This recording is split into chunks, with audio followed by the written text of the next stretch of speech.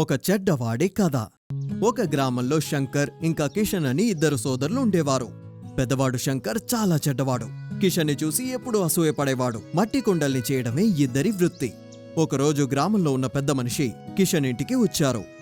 కిషన్, నిన్నే పిలుస్తున్నాను. నాకు ఇంత అదృష్టమా? నన్ను వెతుక్కుంటూ ఇక్కడికొచ్చారు? అయ్యగారు, విషయం ఏంటో చెప్పండి. ఇలా చూడు కిషన్, నాకు 150 మట్టి కుండలు కావాలి. నా భార్య దానం చేయాలట, కానీ నాకిప్పుడు అంత సమయం లేదు. 1 వారంలో నువ్వు వీటిని తయారు చేసి ఇవ్వాలి. ఏంటి, 1 వారంలోనా? అది కాదు అయ్యగారు, సమయం చాలా తక్కువ ఉంది. ఎలా చేయగలను? అసలు విషయం ఏంటంటే, ఇది నా భార్య కోరుకుంటోంది. పేదవాళ్ళకి ఈ మట్టి కుండలు ఇవ్వాలట. అందుకు కావాల్సిన ముహూర్తం కూడా వచ్చే వారంలోనే ఉంది. నువ్వు చేసి ఇవ్వగలుగుతావా? పని పూర్తవుతుంది కదా? చేసిస్తాను. మీరేం దిగులు పడకండి, ఖచ్చితంగా చేస్తాను. నువ్వు ఇది చేయగలుగుతావని నాకు ముందే తెలుసు, ఎందుకంటే నువ్వు అంత బాగా పని చేస్తావు. నువ్వు మాత్రమే అంత వేగంగా పని చేయగలవు. ఇదిగో డబ్బు తీసుకో, వెంటనే ఈ పని మొదలుపెట్టు. అలా అని చెప్పి డబ్బుల్నిచ్చేసి వెళ్ళిపోయారు. ఆయన కిషన్ మాట్లాడుకుంటూ ఉండడం శంకర్ తన ఇంటి కిటికీ నుంచి విన్నాడు. మనసులో ఏమనుకున్నాడంటే, అంటే కిషన్ మీద తనకి చాలా నమ్మకం ఉందన్నమాట. సరే, ఇప్పుడు ఆ నమ్మకాన్ని ఎలా వమ్ము చేయాలో నాకు బాగా తెలుసు. కిషన్ ఊరికి వెళ్లి వాటి కోసం మట్టిని కొనుక్కొచ్చాడు. వచ్చి తన పనిని మొదలుపెట్టేశాడు. మట్టి కుండల్ని చేస్తూ ఉన్నాడు. అప్పుడు తన భార్య వచ్చి, ఏమండి, మధ్యాహ్నం అయ్యిందండి, ఎప్పుడు భోంచేస్తారు? కాసేపు తర్వాత వస్తాను. ఒకే వారంలోపు 151 కుండలు చేయాలి కదా, అందుకే ఇంత త్వరగా చేస్తున్నాను. అలాగా? 1 రోజులోనే ఎన్ని కుండలు చేసేసరే? అవును రాధా, రాత్రి పగలు చూడకుండా పని చేస్తున్నాను. ఖచ్చితంగా మరో 2 రోజుల్లో పని పూర్తి చేస్తాను. ఆ తర్వాత 2 రోజులు ఎండపెట్టడానికి, నిప్పులు పెట్టడానికి సరిపోతుంది. సర్లేండి, ముందు లోపలికొచ్చి భోంచేయండి. ఖచ్చితంగా వస్తాను.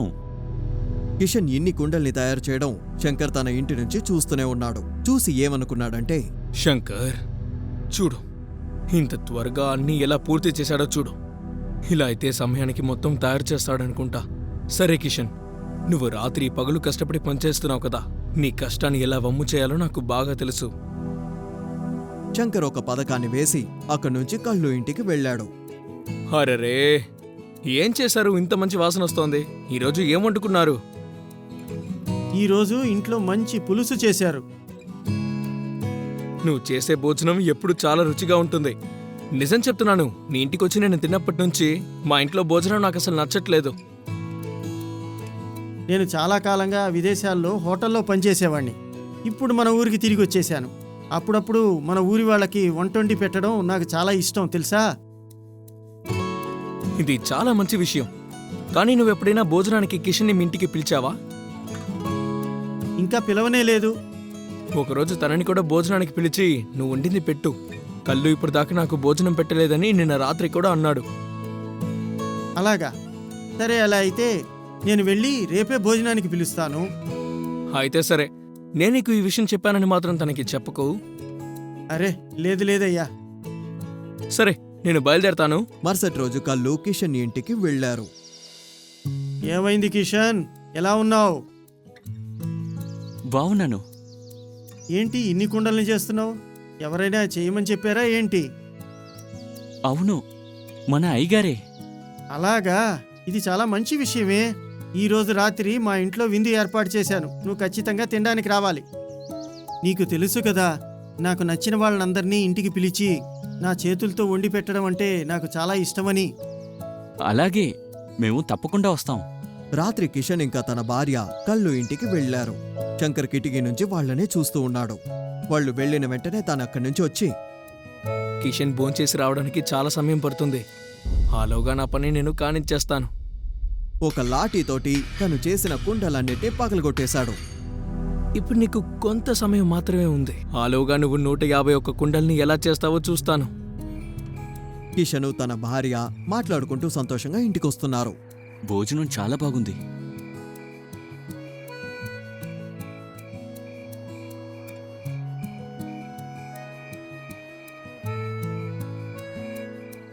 ఇద్దరు మాట్లాడుకుంటూ ఇంటి దగ్గరికి చేరుకున్నారు. వచ్చి చూసేసరికి కుండలన్నీ విరిగిపోయి పడున్నాయి. అరే ఏంటిది? ఇదెలా జరిగింది? నా కుండలంతా విరిగిపోయాయి. ఇప్పుడు మళ్ళీ కుండలు మొత్తం ఇంత తక్కువ సమయంలో ఎలా చేస్తాను? అరెరే, ఇంత నష్టాన్ని నాకు కలిగించింది ఎవరు? ఇకపై నా మొహాన్ని అతనికి ఎలా చూపిస్తాను? మరుసటి రోజు రాధ శంకర్ ఇంటిని దాటి వెళ్లేటప్పుడు శంకర్ భార్య రోహిణి ఇంకా వాళ్ళమ్మ మాట్లాడుతూ ఉండడం తను వింది. అమ్మా, వీళ్ళు 151 కుండలు చేశారు. ఇప్పుడే వీళ్ళకి పని పూర్తయింది. అరే అలాగా, మనకు కూడా బాగా డబ్బులు దొరుకుంటాయి కదా. లేదు లేదు, మీ అల్లుడికంతా ఏమీ దొరకలేదు.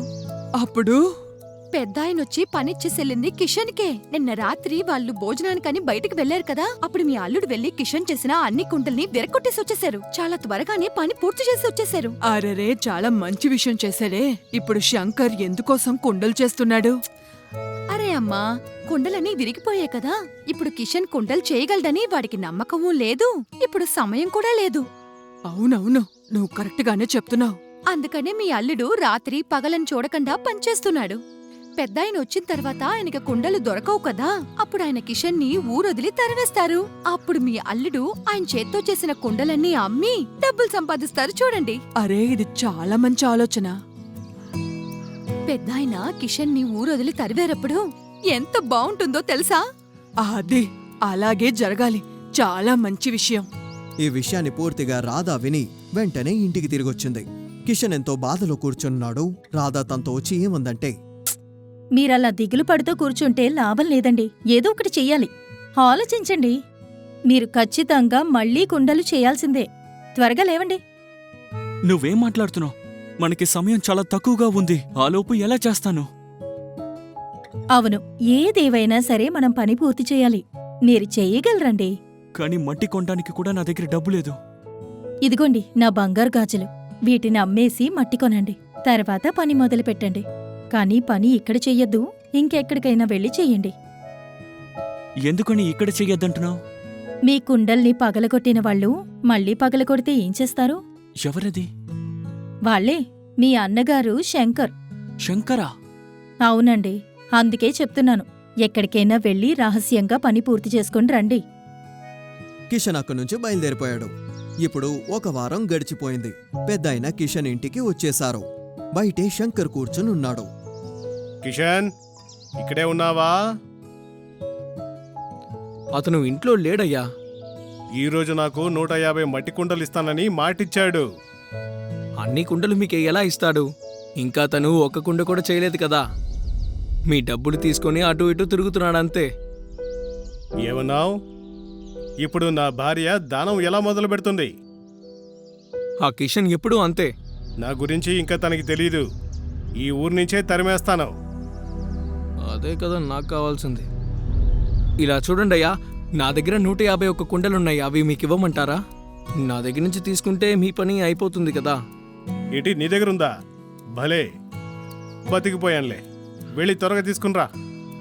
నేను నీకు చాలా డబ్బులు ఇస్తాను. దీనంతటినీ రాధ కిటికీలోంచి గమనిస్తూ ఉంది. ఇంతలో కిషన్ బండిలో కుండల్ని తీసుకుని అటొచ్చేశాడు. రాధ కూడా ఇంటి నుంచి బయటికొచ్చింది. అరే, ఏంటిది? కిషన్ కూడా వచ్చేశాడు. అయ్యగారు, మీరు అడిగిన కుండలు తీసుకొచ్చాను. కానీ నువ్వు ఎలాంటి పని చేయలేదని నేను విన్నాను. కానే కాదు, ఇంతకు ముందు చేసిన కుండల్ని వీడు పగలగొట్టేశాడు. అందుకే ఇక నుంచి చాలా దూరంగా వెళ్లి కుండల్ని తయారు చేసి తీసుకువచ్చాను. నా పని పూర్తయింది. ఏంటి, నేను విరగ్గొట్టానా? మీ దగ్గర ఆధారాలు ఏమైనా ఉన్నాయా? ఆధారాలు కావాలా?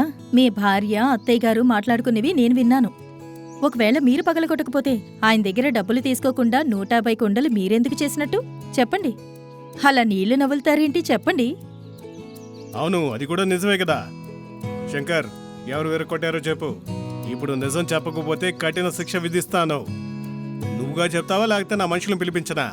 వాళ్ళు వస్తే తానుగా నిజం బయటకు వచ్చేస్తుంది. వద్దొద్దు, నేనే చెప్పేస్తాను. అనవసరంగా నన్ను కొట్టకండి. నేను చెప్పేస్తాను. ఆ కుండలు విరగొట్టింది నేనే. ఈ కిషన్కి మంచి గుణపాఠం నేర్పించాలని నేనే అలా చేశాను. ఓహో, అలాగా? నువ్వు ఇంత చెడ్డవాడివా? సరేలే, వెంటనే వెళ్ళి నీ కుండల్ని బయటికి తీసుకురా. ఇప్పుడు నా కళ్ళ ముందే నువ్వు తయారు చేసిన కుండలన్నింటినీ విరక్కొట్టాలి. నన్ను క్షమించండి, నేను నష్టపోతాను. ఇంకెప్పుడు ఇలా చేయను. నన్ను క్షమించండి. ఈ ఒక్కసారికి నన్ను వదిలేండి అయ్యా. నిన్ను అసలు క్షమించకూడదు. నువ్వు చేసిన తప్పుకి ఇదే శిక్ష. శంకర్ అక్కడే నిలబడి ఏడుస్తూ ఉన్నాడు.